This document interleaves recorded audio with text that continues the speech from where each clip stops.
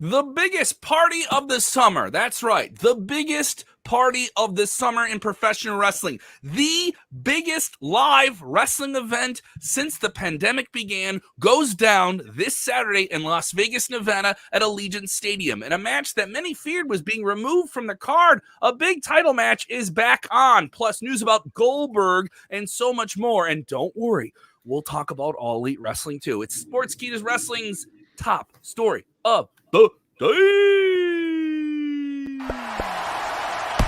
Watch out, watch out, watch out, watch out. Hey everybody, what's up? It's Kev Callum. I'm going to be with you once I can get this banner off the screen. We have a lot going on here. I am not alone in that regard. Joining me from Las Vegas, Nevada, on the ground in the Airbnb with a very weird photo behind him, Rick Uccino, bringing the bouncies back. Vince Russo and Dr. Chris Featherstone would appreciate the bouncies. Hey, can you introduce me properly as the Sportskeeda Wrestling trivia champion of the world? Can you do that for me? Rick is gone. Bye, Rick. No. If you want to enjoy our SummerSlam trivia showdown, which we did this past Sunday, since we have so much going on this weekend, we couldn't do it SummerSlam weekend. You can watch that, in which Jeremy and Rick collude against me. Mike, that we just figured out who's in the painting. Mike in the chat. Sensational Sherry dressed as Colonel Sanders. If you were watching with us, go ahead and tell us who you think is in the painting behind you. I think that's the answer. We have a lot of news to get into. Jeremy Bennett with us in Nebraska. I am in Chicago. I'm Kev Callum. Choo. Rick in Las Vegas. Rick, what's the vibe getting off the plane there in Vegas? Is there a lot of wrestling fans there already? I have, to be honest, there was a lot of craziness getting from the airport to my Airbnb. A lot of confusion. I was actually dropped off in the middle of a Nevada suburb and then had to get a second Uber. So I haven't actually been out to converse with the people yet, but there were quite a few people on my flight that I overheard talking, saying they were coming into town specifically for SummerSlam. So the few people that I have conversed with, other than my B&B host, are really, really excited for the show this weekend. I'm pretty sure the wonderful lady who is hosting me here has never heard of the WWE. The who? We have some people in the chat looking forward to SummerSlam. I know a lot of people talking about the expected CM Punk debut on Friday night in Chicago. Oh, baby. Watch him show up tonight. Watch that cult of personality show up tonight. Watch it. But there's a lot that's going on this week in wrestling. I think it's all, I mean, when you really step away from it, it's all pretty positive. I mean, people can critique WWE in their build to SummerSlam. Yeah. This is still a packed stadium show in a pandemic, in a really cool city, in a big setting, on a Vegas, Saturday baby. night, which is different too. Vegas, baby, Vegas. Guys, the show's going to slap. I will 100% guarantee that. And that it's going to be par for the course for what we've seen from WWE for the last year or so. The road to getting to the destination is fairly rocky, but the destination always lives up to the hype, and we got a lot of fantastic matches on the card, a lot to be excited about, including one which is going to be here in our top story, which has gotten the green light after some concerns cropped up over the weekend. Yes, there were some concerns over the weekend with Sasha Banks and WWE SmackDown Women's Champion Bianca Belair, who have been clocked together for what I think is the biggest rematch of the year for WWE. This headlined the first night of WrestleMania back in the spring and was a great match, very well received. The first all-women singles match to headline a WrestleMania, the first one to prominently feature only African-American performers. It really activated a lot of different fans I know that felt like this is a great representation of that, and this is also just a great story. It's Bianca's rise. She won the Royal Rumble, and she got to take out the boss. And now Banks comes back with all that mojo from being in the Star Wars show, Mandalorian, and we got ourselves a pretty big match here. Now, the build has been a little bit lighter on this one, but then you get these concerns that the match isn't going to happen because of unforeseen circumstances that pulled both these performers off the WWE tour dates in the past week or so.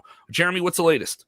Mike Johnson, PW Insider, coming at us today saying that both women are now cleared to compete this Saturday.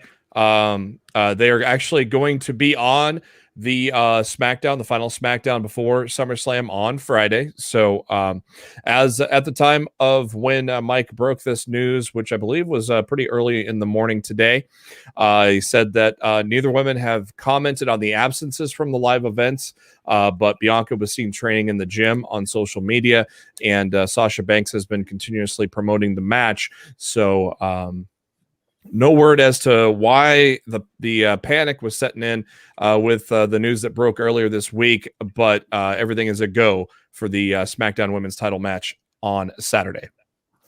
Good. So what do you think here, Rick? This is a great relief. A lot of fans tune in just for their favorites in WWE. I know a lot of people crap on this. I don't like that. But hey, if I'm a Sasha Banks stan, if I stan Sasha, if I'm a backer of Bianca Belair, I'm still getting this match on Saturday. This is a huge sigh of relief. I believe this is the women's match on the card that most people are looking forward to, taking nothing away from Rhea, Charlotte, and Nikki. 100%, but those three, we have seen them wrestle each other in some way, shape, or form over the last 5 weeks, heading into this matchup, which is kind of taking some steam off of that.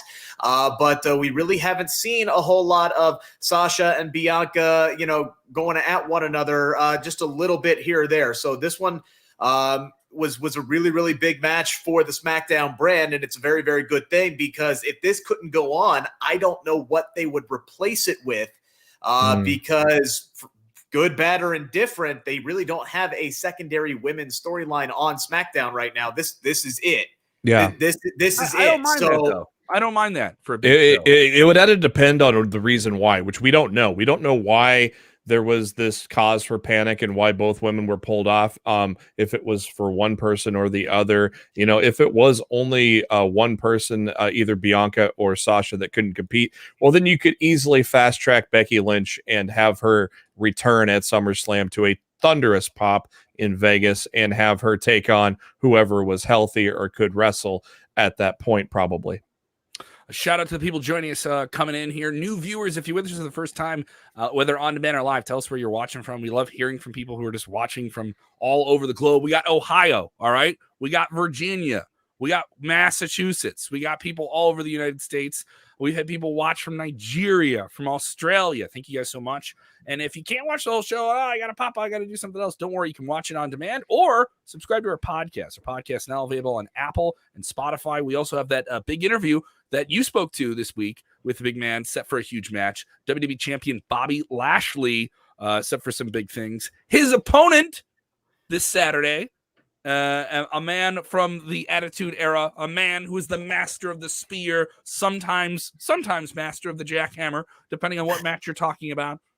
Goldberg moving the needle a little bit on social media today on WWE's The Bump show, where he appeared and had some very much move the needle type things to say. And I mean that in a good way, where he was definitely trying to get people pumped and say some very provocative things. Wasn't he?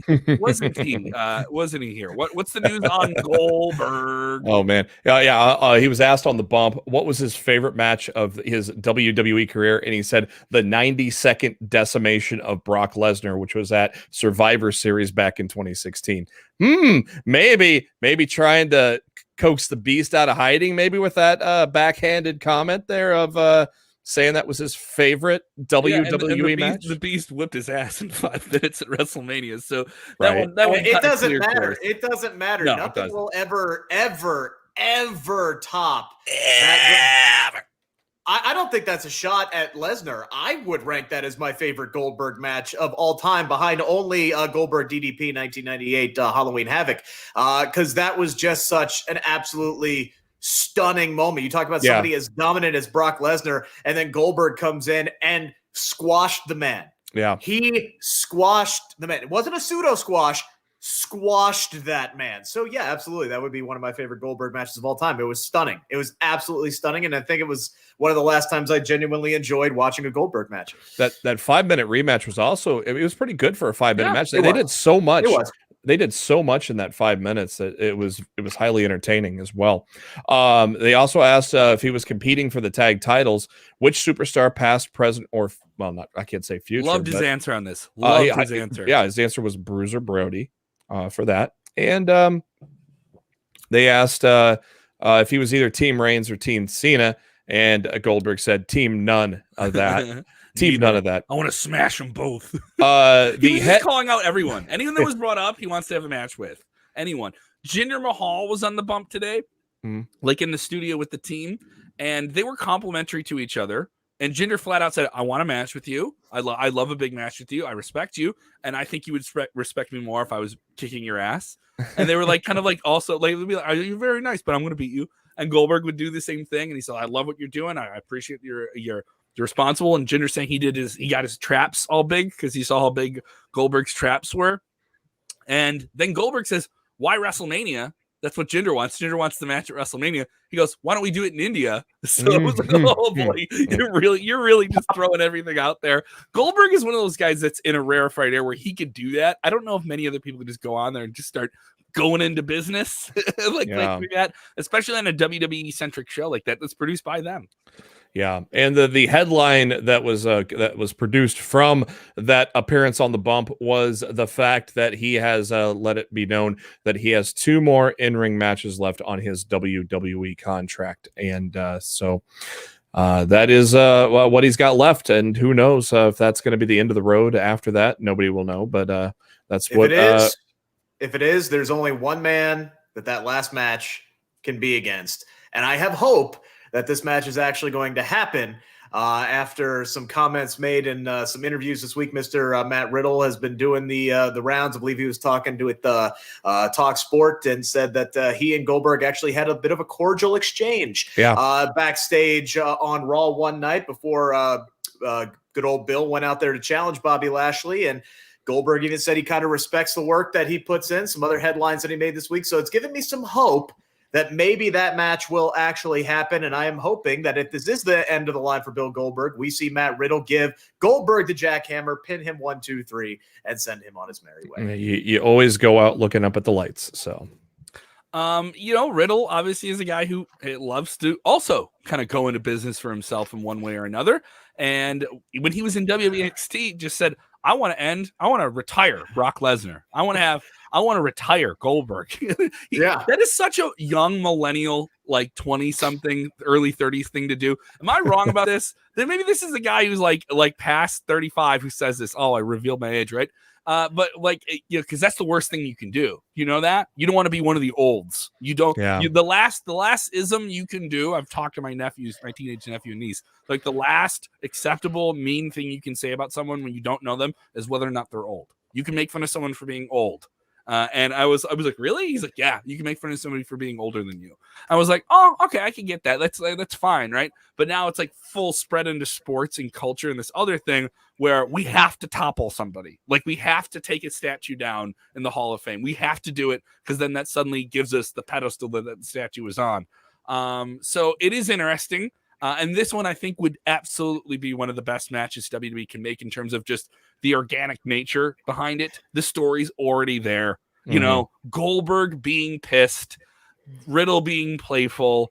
I don't even think you need one to really be the heel, there. You just need Riddle to antagonize him a little bit. If Randy's still with him and Randy's in his corner, oh, come on. That'd be awesome. Now, this would be the perfect jumping off point into Riddle finally becoming a main event caliber superstar, which it seems like if you look at Monday Night Raw, there's maybe 3 or 4 guys you could pinpoint based off of their booking that they have high hopes for and that they're obviously building for bigger and better things. And 2 of them are in the same program right now. We'll see them against each other on SummerSlam. And one of them is the big man Omos, and the other one is definitely Matt Riddle. He's taken a couple L's here or there, but for the most part, he's been heavily protected and heavily featured. Yeah. And I think that would be a win over Goldberg, retiring Goldberg. That would be a really big jumping up point. That's a WrestleMania match. Riddle. It is. I'm going to say that. That's the WrestleMania match. If I'm Riddle, that's the match I want to be in. Also worth noting, Riddle had himself a solid bit of business at WrestleMania this year with Sheamus.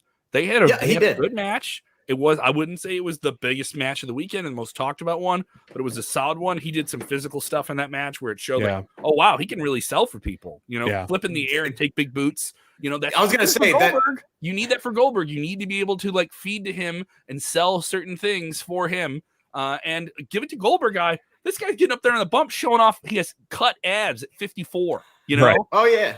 Yeah, no, for sure. And this is the kind of match that I would be excited about to see Goldberg in. Like, more often than not, like I made the comment earlier, the last Goldberg match, like I genuinely enjoyed, was him against Brock Lesnar. And that's because most of the time when I'm watching Goldberg these days, I'm genuinely too worried that he's going to win for me to actually enjoy the match. Because I don't want him to beat Bobby Lashley on Sunday. Like, or on Saturday. I don't want that rinse and repeat of Goldberg wins the title and then drops it to whomever is next. I want to continue to see the build for Bobby Lashley.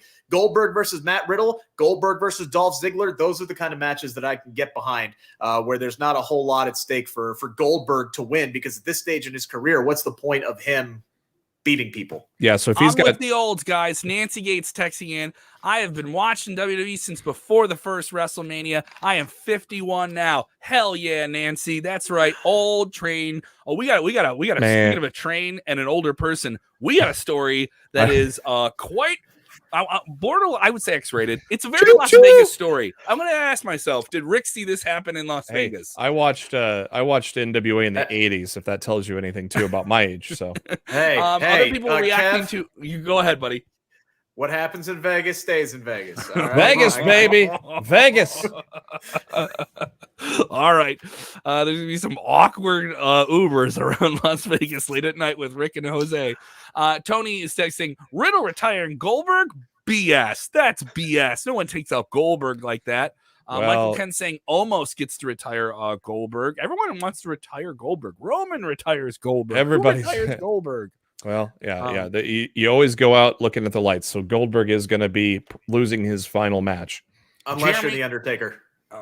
If the Undertaker came back to take out anyone, I wouldn't mind it. I wouldn't call that. I mean, that was a cinematic thing, though. Yeah. He was going to. Remember, he was supposed to retire when he faced Roman Reigns, but he didn't like his performance in that match, so he kept coming back to try and top it. Yeah. Then we had Taker and Goldberg. Other people chiming in here with different takes on what's going on Monday at Raw. Jennifer Kerr saying, Bobby is boring. Raw needs a better champion. Well, if you feel that way, maybe you won't like Rick's interview with WWE champion Bobby Lashley.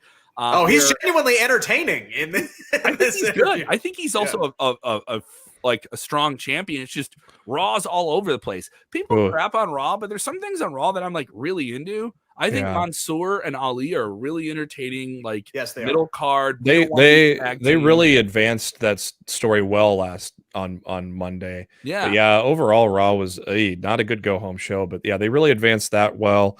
And of course, it's 3 hours. RK Bro's the best I don't thing. think people would hate it. I really do. If Raw was, mind you, it's a really hypothetical thing to say. If Raw was like less than 3 hours every week, I don't think people would feel the same way about it. I really don't. I think there'd be a lot more positive things to say about Monday Night Raw. I mean, people say the same.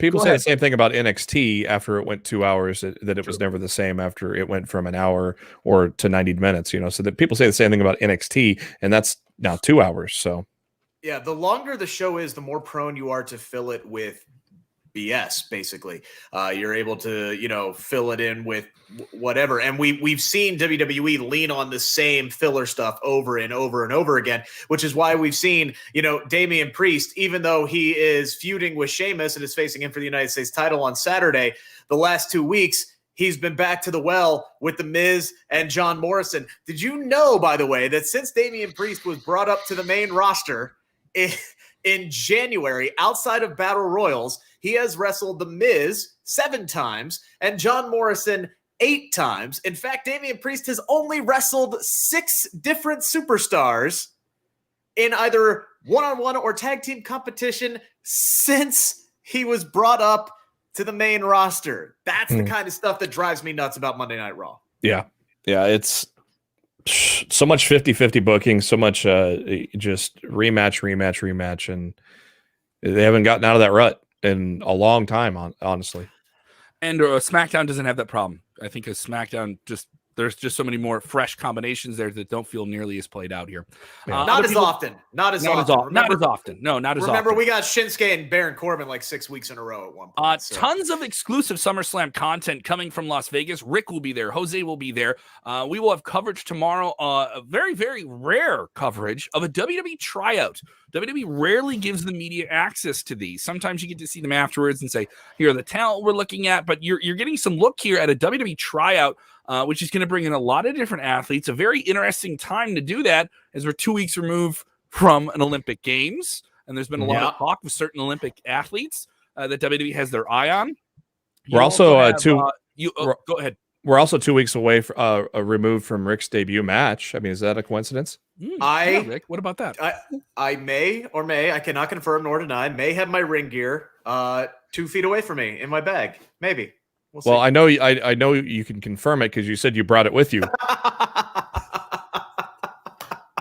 Oops. Always be ready. Always be prepared.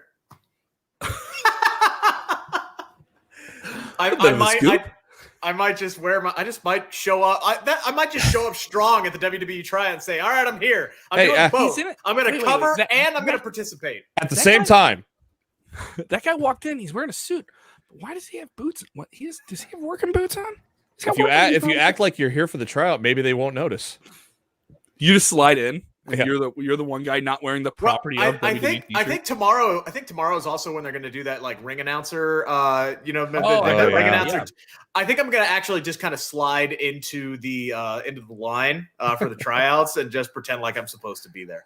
I would love to see that. That's something I would love to actually watch people try out to become the ring announcer for WWE. That'd be really interesting for me. I would enjoy that.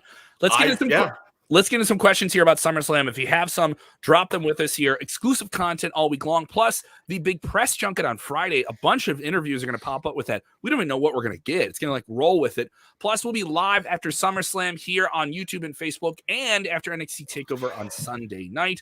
A bunch of different breaking news. So just make sure your notifications are on so you know exactly when we go live on our video channels. And of course, Sportskeeda.com has everything.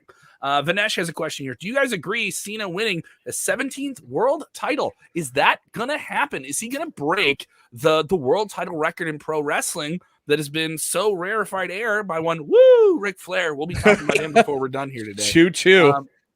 What do you think here, Jamie? Does he get number 17? When this story broke months ago about Cena going to come back and face Roman Reigns at SummerSlam, which the report was correct, absolutely correct, I said absolutely no chance in hell. As we sit here just days before SummerSlam, I honestly think Cena's going to win. He's not done. We know he's not done with WWE after SummerSlam because he is going to be at the MSG Super Show, which is roughly 2 or 3 weeks after SummerSlam. I think he's going to win. I got this weird suspicion all of a sudden in the past week or two that he's going to win now. I honestly have no earthly idea who is winning this match. I was just like Jeremy the second that it was announced that Cena was coming back, and I was like, oh, okay, well that's another notch in the bedpost, shall we say, for Mr. Missionary, Roman Reigns, and I'm like, okay, so that's going to be another big win, and there, it's another big match. Now I have no earthly idea who's winning. I know who should win. It absolutely should be Roman Reigns who wins. I would not agree with putting a 17th world title on John Cena just for him to drop it again, presumably at that Madison Square Garden show. I think Roman Reigns has been one of the guys that they have spent enough time building up. A win over him means something, and it can really mean something for – having John Cena beat Roman Reigns is just as egregious to me as having Brock Lesnar beat The Undertaker at WrestleMania at this point. That is a big win. That is a big win that could help make somebody else the future of the roster. It doesn't need to go to John Cena. Yeah, it does not need to go to John Cena. And WWE has got that problem right now. They're having trouble making future stars, and that is a built-in thing right there to have a future star by pinning Roman Reigns. Roman Reigns has not been pinned in a one-on-one match since October of 2019. That's almost 2 years now. So that's going to mean something when someone does it. obviously next time John Cena wins a world title, that's going to mean something, but it would mean something bigger for an up and comer to do it against Roman Reigns rather than Go John ahead, Rick. Cena. Before we get to our next question, get in here, bud. Full circle booking. What if it's Baron Corbin that beats Roman Reigns? Baron Corbin, the last man to pin Roman Reigns. It's worth talking about that because last week, Baron Corbin, the man who I think has the funniest storyline and funniest character right now in all of wrestling, I will include AEW, Impact, and Ring of Honor in that. He is the funniest character right now in wrestling. It is very entertaining. It is very entertaining to see him come out there every single week and just be this like sad sack con artist asking people for money. And he played it to a T. I don't think there's anyone else who could play this character right now and then still get heat with it. And he's doing it, and it's a very entertaining thing. I'm gonna need something stronger if we're gonna have opinions like that. On this. I'm sorry. Are you listening to crowds, Rick? I forgot. Other people are supposed to have joy that you don't approve of. So here's the thing. It's working. He runs away with the Money in the Bank briefcase this past week, and which means nothing. It doesn't mean he has it though. He right? can't cash it. He can't use it. So why? I was gonna say we saw this exact thing just last year with John Morrison being the one that handed it over to the referee and the Miz getting a reprieve. But it's WWE and the rules don't really matter and they make up things on a week-to-week basis the way they need them to. But any wrestling show would do that. They've done like that in Impact. They've done stuff like that in AEW. Doesn't mean it's good. Doesn't mean it's good. They were going in the right direction when Kevin Owens was starting to help him, and it could turn into a redemption story. But then he immediately went heel and took Finn Balor out of the equation in the contract signing, and they completely derailed that whole thing. And so it's like they were booking on the fly, and were not and had no long-term plan with him, and they're just going week to week because they could have really did something with Kevin Owens, saving him that 1 week and having a babyface story here, but then he just went back to being his old heel self, and it just seemed like there was no plan for Baron Corbin. I still They're doing stuff with him right now. Go ahead. I think the mustard stain is growing. I think the end game for Baron Corbin is this weekend. Mm-hmm. I think he's going to get murdered by Big E on Friday. Big E is going to get the Money in the Bank briefcase back. And then all we need to see of Baron Corbin could be the star of the night at SummerSlam. All you have to do is film him walking the streets of Vegas, just sad sack. He takes his last dollar, his last red cent into a casino, gets on a heater, wins $100,000 or whatever it is, and then the very next week he can debut as Happy Corbin, and it could be a main roster type version of Cameron Grimes. To the moon! Hell, you could bring up Cameron Grimes to the main roster. They could be a tag team. I would love the hell out of that. Bad Money. Bring them up, and the tag team is called Bad Money.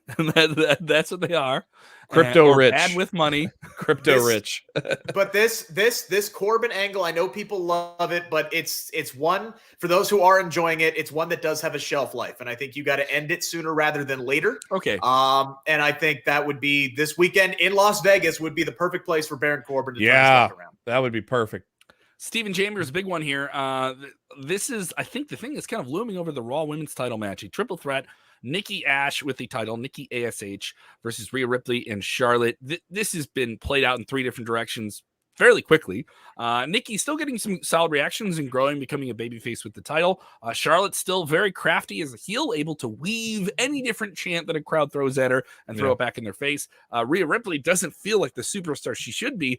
This match needs something. Is this just the platform for Becky Lynch to return to the WWE on a big stage at SummerSlam? A lot of people think it's going in that direction, or at least that's the widespread speculation. It makes sense, but it all, like Mike Johnson's, was it Mike Johnson that said October? Whoever said October a few weeks ago, that made sense too with the draft. You don't know, you could fit her in at the draft, but I mean, come on, this is a large crowd. You got to bring her back at SummerSlam, don't you, Rick? I think so. Because there's also the reports that she's going to be going to SmackDown as well. Yeah. And which makes sense with Seth Rollins being on SmackDown. Her husband, they would want to travel together. So I totally get that. Doesn't mean they have to be on screen. In fact, that was something that Seth Rollins said during his conference call overseas earlier this week. Says it's something that neither one of them has any interest in doing, just because their characters don't mesh on screen. They don't want to be on screen together, but they want to be on the same show. So if anything, I would suspect if Becky does show up, it's going to be after Sasha and Bianca.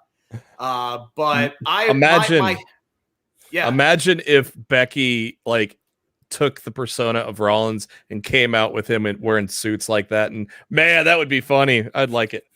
No, Sonya Deville's got the suit game on lock. That's true. That's true. She does. But I think it actually would make more sense for Becky and Charlotte at this point, because when do we hear, outside of Seth Rollins, when do we hear the most "we want Becky" chants? We hear that when Charlotte Flair is out in the crowd. This is something that could be white hot the second that they bring it back. My hope would be that Nikki ASH wins convincingly on Sunday, give her the title solidification, the crowning moment of her career, something that can help make her and solidify her as the champion, because she's been taking way too many damn L's since she won the belt. One is too many. I would like to see Nikki win, move forward, start something else, and then maybe you can do Becky and Charlotte as well. But I just have a feeling that Charlotte's walking out as the champion this weekend, in which case I don't get anything that they've done with Nikki Cross since she won Money in the Bank.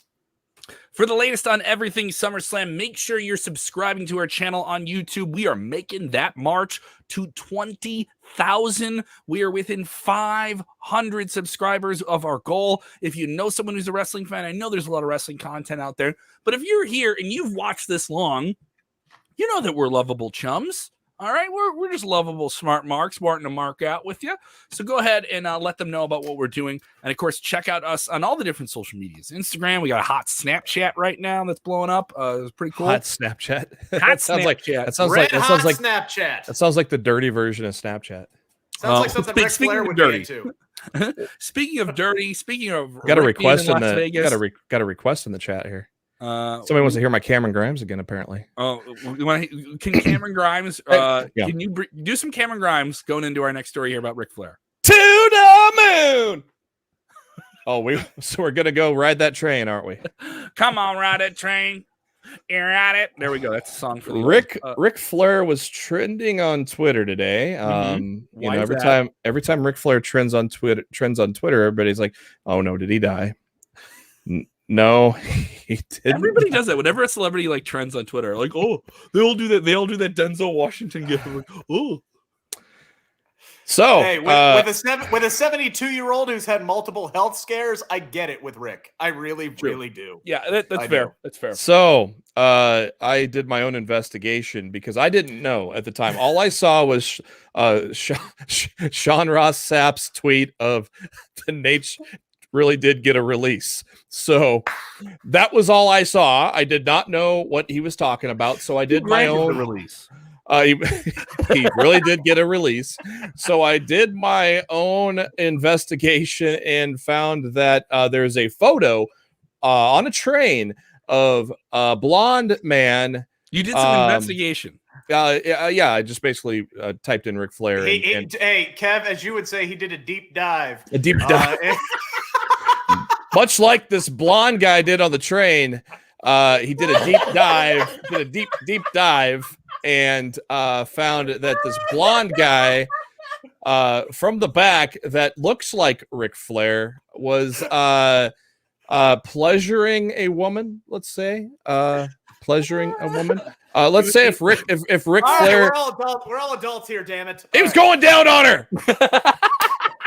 If he comes back to the WWE, Vince McMahon might want to trademark the Eater of Worlds again. There, I said it. Ric Flair going all night long. That's right. Breathing through his nose, making eye contact, going all night long. All night. Now he did say that he doesn't ride trains, right? Yeah, he did deny that. Ric Flair, he's the limousine riding, jet flying, ain't no locomotive in that spiel. Ric Flair let this marinate for a few hours before replying. with a great cartoon of a train with Ric Flair going, woo, as the conductor saying, this picture is as real as the other one floating around. The Nature Boy doesn't ride trains. Woo. Obviously good for a laugh, though. To be the man, you have to eat that. Never mind.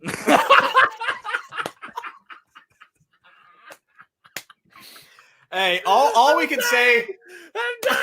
Stop it.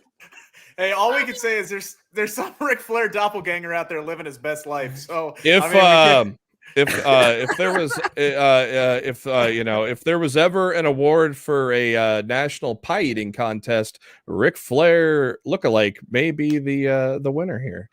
Oh wow, that is so ridiculous. Oh man, yes. Seriously, that does look like Nate. I mean, he's got kind of the shirt he would have on, got the hair, and then he got legs in the air, and yep, late nights at the Marriott, man. That's like in broad daylight on the train too. That takes some cojones. But 9 a.m. is his midnight, so that's worth noting there. Man, Space Mountain is 24/7. Yes, it is. It goes all night long. I don't know if you know that. All night. Yeah, all night. Victor's been with us the whole time. He wanted to ask a question here about the Fiend. I know we kind of wrapped our questions. The Eater of Worlds. I've heard some fans bring this up here, and this is more just fan chatter than it is a news story. By any means. Some people saying that there was this just why it's people make a prediction, then everyone else gets on board with it, right? The same idea with everyone wanted a Lesnar Lashley match, and they just want the match, and the match didn't happen, right? So there's that. In this regard, Victor is asking, have you guys heard about the Fiend returning at SummerSlam? There's some people that had this idea in their head with Bray Wyatt since he's been released by WWE, this beloved character, a very established character, a character that people constantly asked, when is this character going to appear and reappear since it's so elusive? That he, the Fiend, has not been released by WWE, but Bray Wyatt has, and you won't see Bray Wyatt anymore. You only see the Fiend. As far as we know, no. One and the same, they're both gone. Are they insinuating someone else comes in as the Fiend, though? Is that there hasn't been any insinuation in that, but some people have looked at different things that Bray has done on social media that make them think that he's somehow going to be able to still portray the Fiend character in WWE, but you just won't see him be the TV show Happy Kid character. No, it's not. I don't think it's the duality. They've already given the character to Alexa Bliss. I mean, right? That's part of what made. And I'm not saying that Bray was expendable or whatever, but that's part of the reason why I believe they thought that Bray was expendable, because they could still keep the character in some way, shape, or form around by keeping Alexa Bliss as this demonic character, and that's just the way they go. I think it's more wishful thinking on the fans' part for Bray Wyatt to be there, because he never should have been let go in the first effing place. Right. He never should have been taken off of TV. Granted, there's, who knows what's really going on backstage. You hear so many rumors and speculation and this, that, and the other thing. So any long absences I take with a grain of salt these days. Just look at Keith Lee. I mean, there was a lot of reckless speculation about Keith Lee, and then it turns out that he had a heart condition that could have killed him, and that's why he was gone. So you never really know why somebody's gone. But Bray Wyatt is a guy who should be on the SummerSlam card and should be returning. And the only way that's going to happen is if WWE has brought him back and they've kept it a secret. And I don't see that coming. And if it is something they could do, that you wouldn't reveal that until you did it, unless you wanted to do something big and get people talking. Yeah. I would pop if he shows up for obvious reasons. He's my second favorite guy of all time, but I don't think it's happening. It'd be great. Yeah, it'd be great if they have him hidden and do it. But I don't know. I think he wrestles in WWE again at some point. I don't think he's done wrestling in WWE ever. Sure. I'm not saying he's going to show up this weekend. I'm saying maybe sometime, a year or two, maybe years in the future. Makes you wonder. Makes you wonder. All right, we'll have a lot of content for you. I know there's a ton of different stuff you can consume here. AEW Rampage is going to be insane. I will be there on Friday at the United Center. There's no new news on that. Just everyone's anticipating an arrival of a certain tattooed figure from Chicago. I tweeted out, and I was surprised about the response to this. I tweeted out because I've been getting some people dropping my DMs from different wrestling websites that I don't work for, and nice to them. They're just asking around, trying to get information like everyone else. And they're saying, hey, do you know anything about this? We know you live here. We know so-and-so lives there. And I was just like, guys, just because I live in Chicago does not mean I know what the most talked about man in wrestling, who also lives in this city of 8 million people, is doing. So, like, I just tweeted out, just because I'm at this one, just because I'm in the same city, doesn't mean I know what he's doing on Friday. Yeah. He's a pretty elusive but if you guy. dial 1-900 Kev Kellum right now, if you dial the hotline right now, ask your parents' permission, all right, and we will tell you. We will tell you what a certain Chicago wrestler. we didn't cover the story, but real quick though, as we mentioned in Top Story probably a week or two ago, there's a betting line on CM Punk's first opponent. There was a betting line now that came out on Bryan Danielson's first AEW opponent, and CM Punk is the leader at +175, and neither one of them has signed it with AEW yet. Christopher Travers texting in saying, is it $2.99 a minute? No, it's $4.99. Kev ain't that cheap. Kev ain't that $4.99. $4.99. It's $2.99 for the first minute. $4.99 for each additional minute. $2.99. What do you think he is, Miss Cleo? Kev Kellum comes expensive, or he doesn't come at all. Them train rides aren't cheap. Hey, let's not talk about that. That's what I love. That's what I love about you, Jeremy. I put that ball on a tee, and you. Two diamond. Oh God. By the way, how great would it be if CM Punk showed up on Friday as Ricky Rabies, and this was just like one big massive promotion for his Heels TV show, and he's gone. I need to watch that. I haven't watched that yet. I literally just finished the pilot episode. It is fantastic. I need you to. saw that. That's on Stars, right? Yeah. Okay. Yeah, Stephen Amell.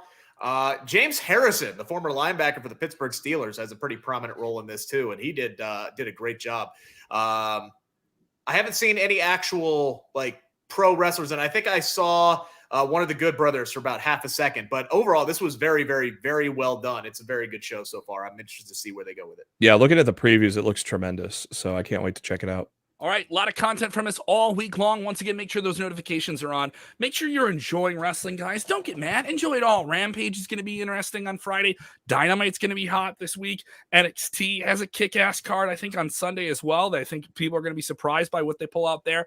There is a lot of very good wrestling that we can enjoy, and it is so easy to bitch, to moan, to complain, but why don't we just laugh about Ric Flair or a Ric Flair lookalike getting it going all night long, going Broadway on the train, going deep. Back about an inside cradle. Hey. All right, so we're that's what we're here for. All right, and Ken will be here all week. Try the waitress, tip the veal. What a maneuver. That's a real Vegas line if I've ever heard it. All right. Let's all send some support to Rick and Jose as they're going to have hangovers and some credit card debt. There's going to be a tiger in that Airbnb tonight. This is a true statement. I have never left a casino with money. So wish me luck. If I get a call of like, Kevin, do you have Venmo? Because so we're gonna have Happy Rick. I'm hitting up all of the guys in my fantasy football league. Hey, can you Venmo me your league fees like right this second? We're gonna have to get Sportskeeda to trademark Happy Rick now after this weekend. Me and Baron Corbin gonna be betting our last dollar at Caesar's Palace. You guys are ridiculous. All right, we will be back tomorrow with a bunch of exclusive content after SmackDown with Dutch Mantel. After Rampage, we'll have that as well. Monday nights we have Vince Russo, and with you, we always have the joy of wrestling. Jeremy, Rick, tell them what they got to do. Who's hopping in here and it? You got to enjoy wrestling. Yeah. Let me talk to you. And enjoy those train rides. Woo! I'm gonna ride the train. Woo.